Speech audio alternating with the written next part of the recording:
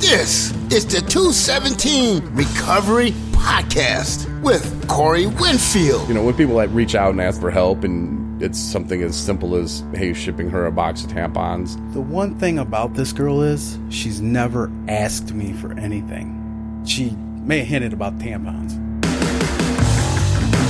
It is the 7th of February, 2023. My name's Corey Winfield, and Marnie is doing homework like she's supposed to. But in her seat is a very special guest, my friend, my coworker, Justin Burke. Justin, welcome to the podcast. It's been a minute, my friend. Yes, it has. How are you doing? I'm doing well. Good things happening for 217 Recovery. Good things happening just in life in general, you know. And I was talking about it the other day when I was talking about having sober people problems, some SPPs.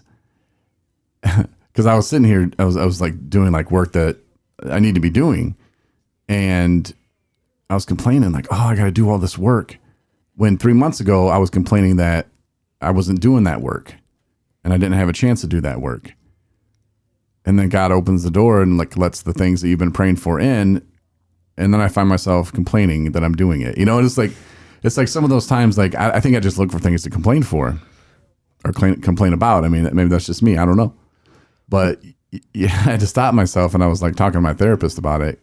And that's when I kind of realized, I'm like, man, I got sober people problems. I was like, this is great. You know, what am I complaining about? You know, like, yeah, I'm stressed because I don't know what I'm doing. And that's the more accurate feeling. You know, it wasn't that I was upset because I had to do this stuff. It was, I don't know what I'm doing.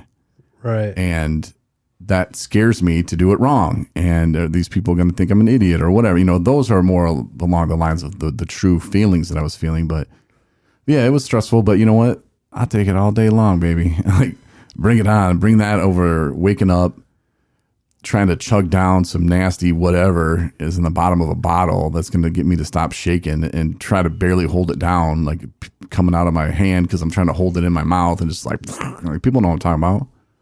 Some people do. And like, that's horrible. I don't know. Those are problems that I don't have today.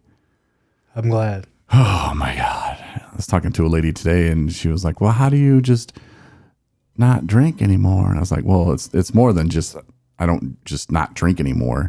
You know, I replaced it with something else. And earlier in my life, I felt I was driven, you know, to do good things and to be where I wanted to be in life. And I was driven to achieve that. And then I think at some point I just became complacent, and that's kind of when alcohol kind of took over too. Alcohol was like, nope, you're good, man. You just stay right where you're at because we can keep buying those half gallons, and that's all I need. Yeah. And I just hit this plateau, and like 8 years, I just didn't. I mean, I advanced a little bit in my career, but like it wasn't. I didn't have any goals past that, and so that was kind of weird, but. It takes having goals, you know, achieving them and then making new ones, you know, like it's a whole life. And being drunk is, for much of my life as I was, it's hard to find myself, you know. So I told that person that, and they kind of agreed, like, yeah, they're kind of afraid that they don't know how to go find the true self. It's hard. Yeah. And it's confusing and it feels awkward. We were just talking about that today in group that I do up in Antrim County with the inmates about just being authentic with yourself and being honest about how much that could change your whole life. And just even the people around you too. And when you start being honest with yourself, you'll notice the bad people just start going away because they don't want to deal with your problems no more. It's just that simple. They just bye-bye. Mm-hmm. And there's so many people that you think, oh, I'll talk to him forever. I'll talk to her forever. No, you won't. Mm-mm. And that's fine. And you have to draw that line at some point, and you have to realize, you know, as toxic as they were for me, I might have been for them. Exactly. You know, so it could be a clean break from both sides, and a much needed one from both sides. So don't always think like, oh, they're not going to be able to live without me. Yeah, they will. And it might be a good thing. Right. You know, I mean, there's a friend that I had that I lived with for a while, and I guess not a while, but for a hot minute. And he came to me when I was like 22, and he was afraid. He's like, dude, he's like, the way you drink, man, you're like on some leaving Las Vegas bullshit, you know? And I was like, what? I haven't seen that movie. And he's like, dude, you're going to drink yourself to death. And I thought he had a drinking problem. And I'm like, how's that dude telling me about this, you know? And he's like, I seen what you're doing, man. He's like, this is not good. And we had some good times together or whatever, but like, that's one of those where I think me splitting from him did him just as good as him splitting, you know, like me not talking to him. And I just kind of looked at it like, he lives down south now. You know, what am I going to call him up and go, hey, buddy, remember when we did this and did, well, okay, no, nobody wants to hear that. You know, like, what really do we have in common besides drinking and getting fucked up? You know, like, not much, you know, so that was one that I thought would hurt. But looking back at it now, you know, like, I hope he's okay. And it was a daughter, I talked to her not too long ago, like, oh, I don't know, time flies, probably 8 months ago now. But she was like, yeah, he ended up having a heart attack and blah, blah, blah. And it's like, well, he knows how to reach out to me, you know, if he needed me. I didn't block him or nothing like that. It's just, you know, I deleted the number, and I don't even know if he's on Facebook anymore. But, you know, those are things you have to do sometimes, is cut those people go and cut them loose. And 4 years later, I'm going, yep, do I miss them? Yeah, I guess. But I like where I'm living now. I like where I'm at in my own head. And what am I, yeah, like I said, what am I supposed to do? Call them up and talk about all the times we used to get trashed? I mean, what is there? Right. I mean, I would say it's okay to reminisce and remember somewhat, but also at the same time, we know that's a trick that our brain's playing on us. Mm-hmm. Yeah. To only remember the good times and not the horrible times. Like you said, you know, waking up shaking so bad, you're worried you're going to knock your 2 front teeth out. Because that's true real life stuff right there. Yeah. But I can remember, remember when we went out and we did this, and it was so much fun, and I watched him beat up like 8 guys. Yeah, that was real fun. And I had to wash out my car because I thought I killed somebody. It's a whole nother podcast. But I'm just saying, you know, I'll think about the first part of that night, and you think, oh yeah, that was a good time. That was so much fun. But then you look at the back end of it, and you're like, oh, was it? And that's something that the person I was talking with today said, that they were going to go ahead and try to play that tape through. And I've heard it over and over. And early when I was going to treatment, people would tell me that. And I was like, yeah, okay, whatever. And I don't know if I just never really thought about it, or my brain didn't let me play it through. I don't know. But there was always something that made me turn back to the alcohol, which of course is how addiction works. You know, it tells you that you can't live without it. And then, you can just do it this weekend. That was the thing that I would fall for a lot. You know, just do it one more time. You deserve it. You know, and people told me that was going to happen, and I just didn't believe them. You know, and I guess when I started realizing that I wasn't better than other people, that I didn't have some super gene that I traded for my hair. Like, okay, they took my hair, but I have this super drinking gene, or I am going to be the only person who can ever drink. But it doesn't work that way. And the way alcohol destroys people and bodies and body parts, and you know, it's bad. It's a horrible scheme they got going. It really is. You know, all the other stuff that's banned and illegal, but yet alcohol's on every shelf and every gas station. It's up at the counter sometimes. Yep, here you go, kids. Drink responsibly. Every aisle. Yeah, don't steal that one. There's no lock on that, but don't steal it, okay? Oh, cigarette? Those locked up. Right. Yeah, you can't get your hands on those. Behind the counter. Yeah, the more dangerous one is sitting right behind you, kiddo. Like, that's the one you really want. You know, it's such a scam, you know, and I don't know. Does that mean that everybody should not drink? No. There are some people that can. You know, there's some people that can go out and have a beer. They can go have 2 beers and be just fine. Yeah, not that type of guy. But there's a lot of us that can't, you know, and by sticking it out there, and I wonder if that's like bait, because sometimes everybody that kind of hits the road that I hit, or Marnie hit, or other people who drink a lot, you get to the point where you've lost everything and you're barely holding on to a vehicle, if you're lucky enough to have that, and you still need to drink because your body is going through withdrawals. So then you get caught stealing liquor, and now you're in jail. Now you're facing charges, you know, and it's like you were just trying to get that. I've met a couple people that's happened to. And they said that they finally got caught, and they were kind of glad, because they're like, maybe I can get some help. And then they just threw them in jail and then got out, you know. But well, you know, they probably didn't ask for help while they were in there. I know it took me 8 months before I asked for help. I didn't know what I was going to do being in jail. I didn't know what help was. Honestly. I didn't know. I mean, I've heard of rehabs and whatnot, but I didn't know how to actually access it or anything like that. Like, they don't tell you about that. Right. You know, they'll be like, oh, yeah, you can go to rehab to quit, but they don't tell you how to get there. Right. They don't tell you how to take the first step, you know, and until you ask, and then they're like, oh, well, here you go. Oh, you need to talk to this person, and so on and so forth. But it's not until you ask one of the COs, and hopefully you ask a good one that won't just spin you around in circles, like, oh, yeah, we'll get you some information, and then they never do. Right. Because you got those type too, you know? Mm-hmm. But. And that's why, like, I talked to Meyer, kind of. I talked to the lady at Meyer, and she was like, no, we don't need that, thanks. We have all of our paperwork on the back door. And I was like, okay. But, like, when I was in radio, like, I didn't know it was okay. Like, there might have been something on the backboard, whatever, that nobody ever read. And I knew I had a problem, but I didn't think I could go to my boss for help. I think, you know, that at that time I just thought, oh, I'm an alcoholic and I'm a bad person. They're going to fire me because they don't want an alcoholic on staff. Well, they've had an alcoholic on staff, you know, like it seems like they would, and they truly did at iHeartMedia. They knew what was going on, and it wasn't their first go round with somebody going to treatment. But I didn't know that. You know, I just thought that they were going to fire me and it would be over and my radio career would be done. So I was just going to try to hide it, but I can't stop drinking. I don't know what to do. And then your liver shuts down and you're like, well, guess I can't hide it no more. And then I still try to hide it. And still, oh, it was these pills I took. Yeah, they shut my liver down. No, it wasn't, man. You know, like, be honest with yourself. But I couldn't because I didn't want to be an alcoholic, you know, just because that term was so negative, you know, my life growing up. So I didn't want to be that. So it was hard for me to accept it, but I wish we could talk to like different companies and just say, look, like let us just talk to your people, you know, to let them know that it's okay, Right. you know, and look at the productivity that you're going to get back in return. Because trust me, when I went to work sober, I did 500 times more, you know, than I did just coming in there dragging ass. So you're going to get more work out of your guys. Your guys are going to feel better, you know, and they're going to know that it's okay to reach out for help before it gets too late. Right.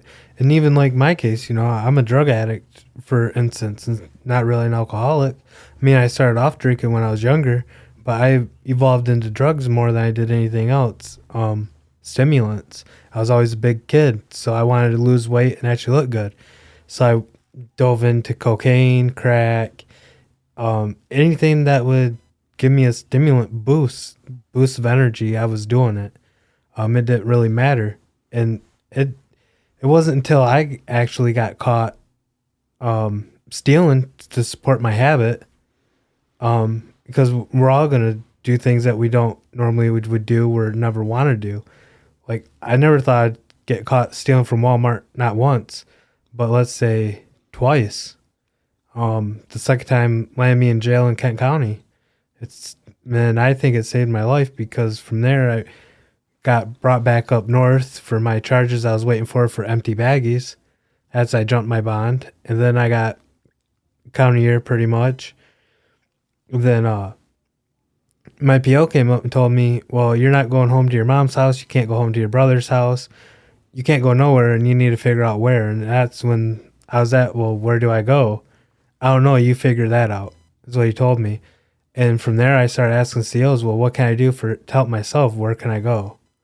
And that's when they were like, well, why don't you get a hold of treatment, talk to CMH. That's how you get into treatment. But it wasn't until I took the initiative to ask. They just don't hand out the information like that. Yeah. Or at least they didn't 3 years ago. Some counties do now. I can see some of it as wanting to see if somebody's motivated enough to ask for it. You know, but in your case, there was really no other place for you to go. You know, like God had you on that path, and he's like, no, Justin, this is where you're going to go. You don't know it even, but this is where you're going, buddy. Like I would have never thought my life would be where I'm at today, you know, going out, getting donations for a nonprofit and everything like that, to just driving people around to get back and forth to treatment. I never thought I would be here in my life. Never one bit, wearing button-up shirts every day to work. a little vest, just comfortable clothes. Mm-hmm. Make yourself look good every day. Mm-hmm. Never thought I'd be here. Look at you. I've always been a blue collar worker wherever I could go find the next plug at. It's nuts, man. I remember when I first met you. It's like, okay, this guy, he wants something. He wants to talk again. You'd always pull me in the office. I'm like, hey man, let's talk. And we would talk. And, I'm glad that I did. I'm glad that, but at the same time, you were doing a lot of things the right way, and you were wanting to find that way out, like, because you saw me there and you're like, wow, this is possible. Like people can do this. And, you have goals and you obtain them, and you have other goals and you keep going after those. And, that's why sometimes it's hard when people are like, oh man, you must be proud of yourself. You did a lot. And I'm like, dude, I'm just getting started. Like, what are you talking about? Right. Like, oh, but you should be proud of yourself. It's like, yeah, okay, I guess. But like, I have 80,000 things I'm still trying to do. So, and yeah, it's cool, to finally get to this point, which I've been screaming at for the last 3 years. Once we get this, once we get that, and then that's cool. And trust me, I'm beyond words, really, excited about it. But it's just, there's so much more that I want to do, but no, I'm excited. I think I made Marnie mad a couple weeks ago when, she's like, you should be excited. And I was like, yeah, I want to make a movie. And she's like, stop it with the movie thing. And I'm like, no, but I really want to make a movie. And I don't know how. So I'm trying to learn, and like, those are the things that I'm doing too. And she's like, yeah, but you should be excited about, the grants that we got for, opening a recovery resource community center, whatever it's going to be. And then, for transportation to take people to and from treatment. And I'm like, yeah, I am, honey. But I'm just saying, like there's other stuff that I want to do, and it's like, well, you need to just do this. And I don't know. I don't know. Well, me and you are both very goal driven. It's what keeps us sober still. Mm-hmm. I mean, if I didn't have goals, I wouldn't be sober. I know that for a fact. I tell people that every day. Even when we go do the little in-city treatment center here every Tuesday night, I tell them all the same thing: goals, goals, goals, goals, goals, goals, because that's what's going to keep us sober. Yep. We're working on something else. And like you just said, when I check these things off, like, I don't realize that how much of an accomplishment I made, because by the time I check off one goal, I'm already working on the next one, and just keep revolving and revolving and revolving. And it's like never have time to stop, but yet I feel like I should always constantly be doing something more. Right. Because we're not done yet. I don't know if I'll ever be done. But you're right, though. That is, having that goal, having that desire gives us purpose. And, that moves us forward. And we need to have something to replace that drug of choice. What better than a goal? Mm-hmm. And when people tell you can't do it, that lights a fire. And then you just prove them wrong. And then you just keep going with it. Right. That is a better feeling than any high. I mean, you kind of come off of it like a natural high almost, about being able to accomplish it. So yeah, it feels great, but there's more. Right. There's always more. Mm-hmm. Not happy. I mean, I'm happy, but I'm not content at all. Right. It's like, all right, what's next? And yeah, nothing happens overnight. It takes time. It takes circumstances. It takes opportunity. It takes luck sometimes. But it happens how it's supposed to. And, you and I both, we have faith that things are going to work out the way they're supposed to. And it's not always in the way we want it to in that minute. But like a couple weeks ago, I was just like, oh man, I was hoping we would get that and this and that. And well, come find out, I'm glad we didn't. I would have been a world of trouble if that would have happened different 2 weeks ago. If it had went my way 2 weeks ago, it'd have been a whole different story. And I would have been right now going, oh my God, what happened? So, and I wasn't that upset about it, but I mean, now I look back at it and go, oh my God, I'm glad that didn't go the way I wanted it to. And that happens a lot in life, and it's going to happen, continue to happen in life. But it's how you deal with that situation. And no, I didn't go drink over it. I didn't cuss a bunch of people out. I didn't point fingers at people. I just thought, damn, that sucks. right. But now looking at it, you're just like, oh my God, I avoided such a huge mess. Like that could have been the end, like that would have been horrible. But Yeah. So just roll with it sometimes, and then you'll look back and you'll see what happened was supposed to. Okay. Yeah, just keep me posted. And you get past the Deb coming on, and I have to do one drop every show, so I figured that would be a good spot for it. There you go. Did you listen to that podcast? No, I didn't. Oh, you should. That was a good one. I need to go back and find it. I listened to a few of them driving. Yeah. I do drive a lot, so there's really no excuse. Yeah, there's no excuse. No. No, my man Adam was supposed to be on a couple weeks ago because I think he actually listened to that one where he was supposed to say midget booty. He's going to work it in. It was going to be a cross promote, me cross promoting his show. And so like he was supposed to say midget booty in his podcast somewhere. And I was going to make somebody a one of a kind 217 recovery midget booty t-shirt. And then he didn't say it because he got afraid. Oh, that's no good. Or he's like, don't give him too much grief about that. And I was like, well, I have to now. But I don't care. But he just bought a new board and he's having some trouble with it or something. I don't really know. But we'll have to listen to his podcast and see if he works something in now. I told him I'm not listening to him since he didn't say that, but I've been too busy. But yeah, so I understand you being busy, too busy to listen to podcasts. But yeah, passed to Deb. She was on a couple weeks ago. It was a really good podcast. She just got her 6 years a couple weeks ago, or last week, 29th. Congratulations for her. Yeah. And her story was pretty funny. It's the way that things have to happen exactly how they're supposed to. And at the time, it might seem like the worst thing ever. When you were sitting in jail, you weren't like, hey, it's going to be okay. I'm going to be doing some great stuff one day. You were just like, oh my God. Right. This is the furthest thing from your mind. It really was. Like, I never thought I'd be where I'm at today. I was actually talking to my mom the other day, and she told me flat out, she was like, Justin, I don't know why you have such the problems that you do sometimes, because you make more than enough money now and everything else to be able to do whatever you want to do in life, and you're not using. She goes, so I don't get why sometimes you have certain problems. I'm like, well, problems are problems, We all still have problems. Just because I quit using don't mean I don't have any problems. I just hide them better than most now.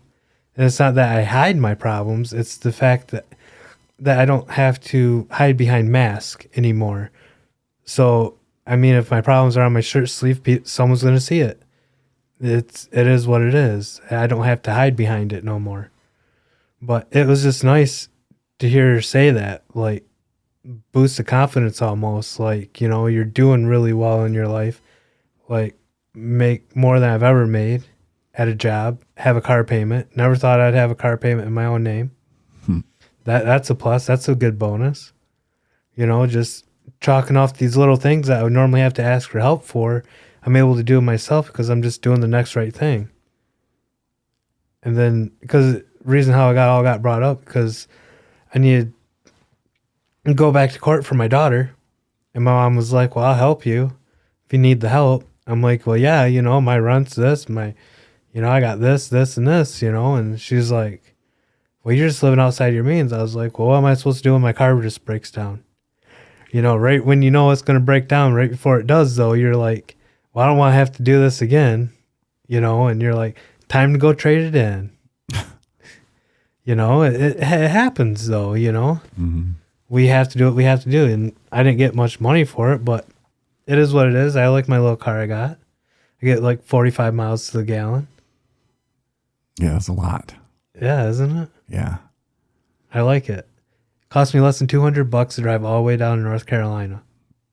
Yeah, that's crazy. I think I spent like $325 for the whole trip on gas. It's little. Yeah. I didn't think it would honestly ever do that good. It's little. It's okay. But hey, man, it's yours. You got to do what you got to do, and it's great gas mileage. So you bought it, and that's a good thing, man. Because like you said, there was a time where you never thought you'd be able to do that, and here you are today doing things. So just for the people out there, that might be listening and might be having a problem understanding what we're talking about. If you have someone in your life that's going through problems with addiction in early recovery, they'll know exactly what we're talking about.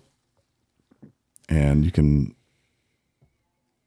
just kind of hear us saying it because it goes through their mind too, you know. And when you're in early recovery, it gets so confusing and people are pulling you each way, telling you, oh, this way works or try this way. And you're just trying to get by. And in the back of your mind, you're still trying to think, well, I'll be able to do drugs and drink again one day. I just gotta get through this first.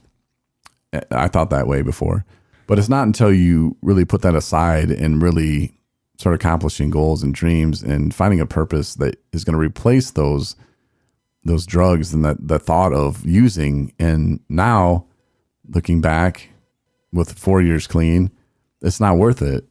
You know, I heard this rapper guy was like, oh, I was clean like a couple years and I went out and I used because I wanted to feel what it was like to go back and use and whatever, dude. There's nothing that would make me want to go back and use ever again. Like nothing, you know? So then that's me today, right now, at this very moment. So I don't know what's going to happen in 10 minutes. I don't know what's going to happen tomorrow. But right now, that is me saying that. And I'm 100% sure. Right. That's how I feel right now. You couldn't pay me enough. No, it's not worth it. And you'll get to that point once you stay clean long enough and start accomplishing goals and start going places and start doing things. You'll get to that point. It doesn't happen overnight. You know, it's going to be harder than what you ever thought.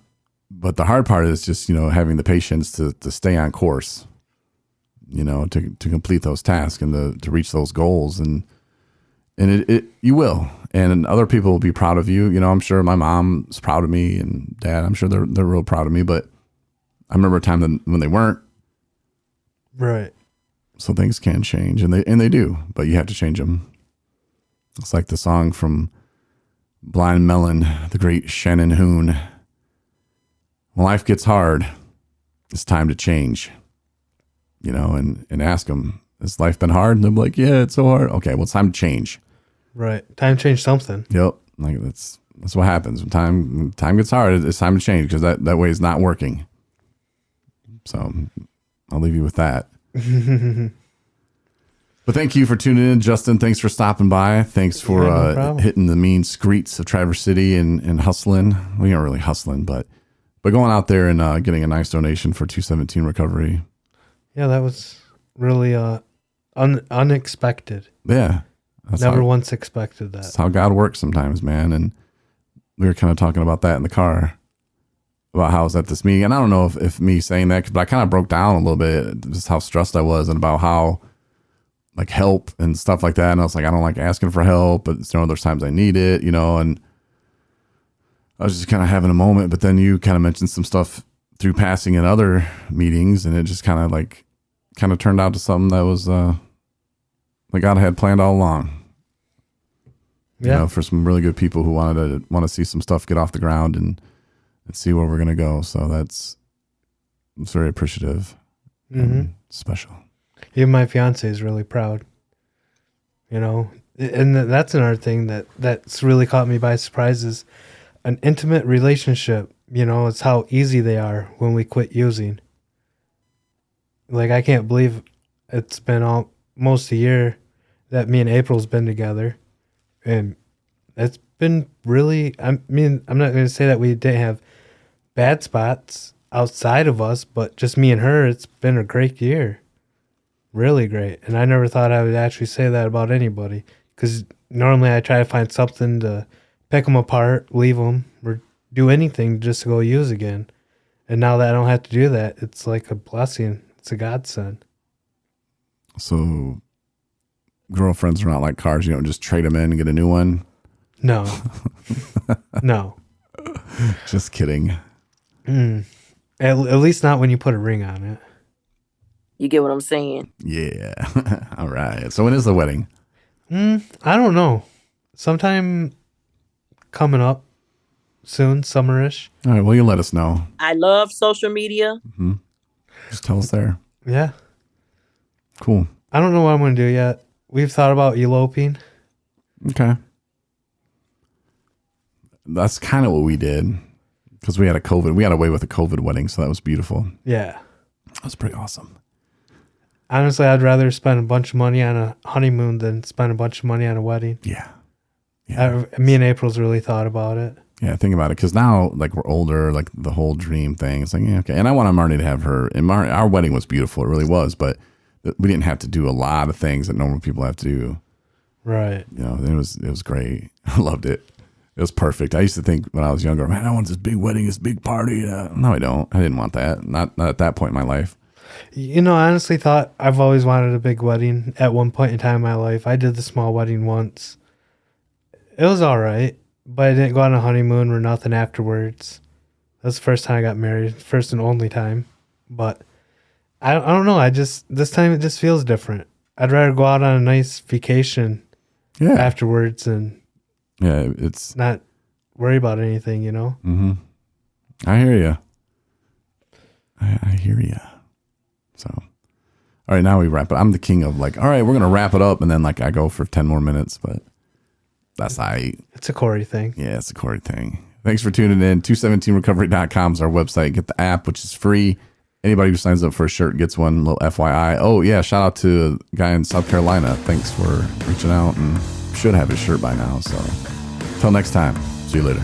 Thanks for listening to the 217 Recovery Podcast. Win a bunch of free shit from 217 Recovery. Go to the app or the website, 217recovery.com.